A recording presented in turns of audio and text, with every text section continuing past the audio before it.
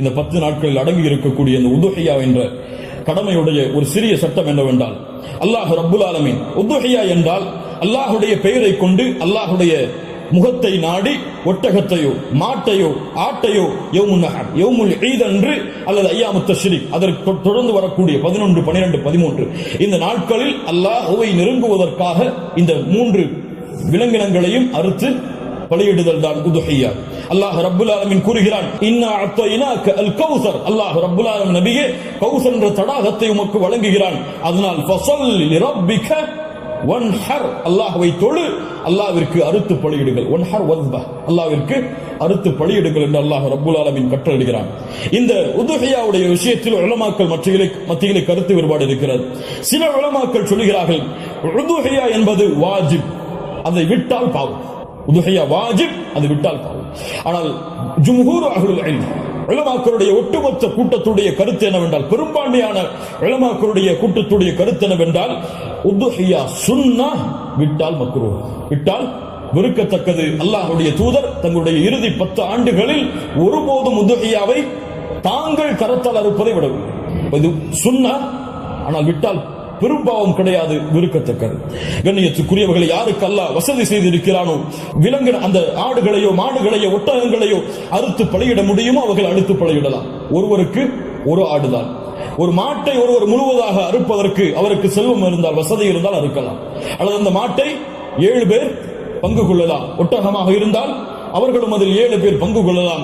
இப்படி ஒரு ஆட்டை ஒருவர், மாடை 7 பங்காக வைக்கலாம், ஒட்டகத்தை 7 பங்காக வைக்கலாம். அல்லது ஒட்டகம் முழுவதையும் ஒருவர் கொடுக்கலாம், மாடு முழுவதையும் ஒருவர் கொடுக்கலாம்.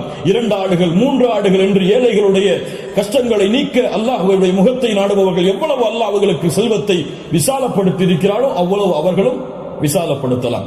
அந்த விலங்கினங்களுடைய சட்டம் என்ன? ஆடாக இருந்தால் 1 வருடம் பூர்த்தியாக இருக்க வேண்டும், 2வது வருடத்தில் நுழைந்திருக்க வேண்டும். மாடாக இருந்தால் 2 வருடங்கள் பூர்த்தியாக இருக்க வேண்டும், 3வது வருடத்தில் அது நுழைந்திருக்க வேண்டும். ஒட்டகமாக இருந்தால் 5 வருடம் பூர்த்தியாக இருக்க வேண்டும், 6வது வருடத்தில் அது நுழைந்திருக்க வேண்டும். யாருக்கெல்லாம் ஒரு முழு குடும்பமாக ஒரே இடத்திலே ஒரே உணவை சாப்பிட்டு வசித்தால் அந்த முழு குடும்பத்திற்கும் ஒரு ஆடு போதுமானது, அல்லது முழு குடும்பத்திற்கும் ஒரு மாடு போதுமானது, அந்த முழு குடும்பத்திற்கும் ஒரு ஒட்டகம் போதுமானது. ஒரு குடும்பம் மொத்தமாக ஒரே இடத்திலே ஒரே உணவை சாப்பிட்டு இருந்தால், தனித்தனியாக வேறு வேறு உணவுகளை வைத்திருந்தால் அவர்கள் தனித்தனியாக உதுஹியாவை அவர்கள் கொடுக்க வேண்டும். கண்ணியத்துக்குரியவர்கள், இந்த முறையில் இந்த வணக்க வழிபாட்டை செய்வதற்கு அல்லாஹ் எமக்கு உதவி செய்வானாக. லை யனாலல்லாஹு லுஹூமுஹா வலா திமாஉஹா, இதனுடைய மாமிசங்களோ இரத்தங்களோ அல்லாஹ்வை சென்றடைவதல்ல.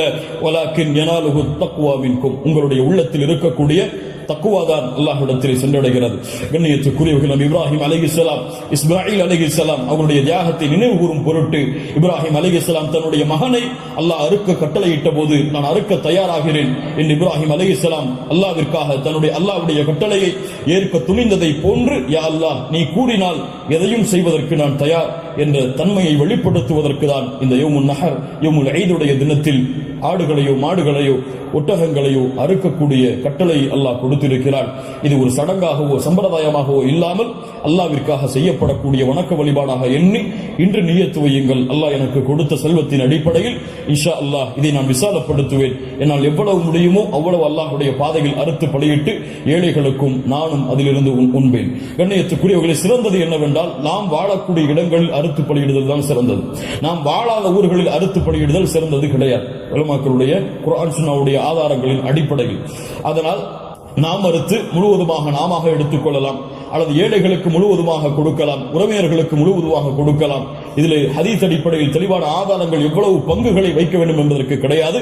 ஆனால் 3 பங்காக வைத்து கொடுக்கப்பட வேண்டும் என்பது ஹதீஸிலிருந்து இஜ்திஹாத், அதை ஆய்வு செய்து முடிவெடுத்த உலமாக்கள் இப்னு கையிம் போன்றவர்கள் 3 பங்காக அதை வைத்து பங்கிட வேண்டும் என்று விளக்கம் சொல்கிறார்கள்.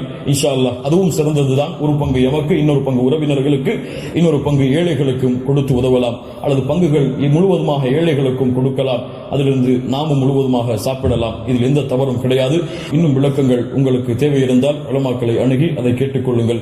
அல்லாஹ் ரப்புல் ஆலமீன் இந்த இறுதி 10 நாட்களை கண்ணியப்படுத்தக்கூடிய இந்த இறுதி 10 நாட்களில் அதிகமான அமல்களை செய்து அல்லாஹ்வுடைய பொருத்தத்தை பெறக்கூடிய நல்மக்களாக அல்லாஹ் ரப்புல் ஆலமீன் என்னையும் உங்களையும் ஆக்கி அருள்புரிவானாக. அஸ்ஸலாமு அலைக்கும் வரஹ்மத்துல்லாஹி வபரகாத்துஹு.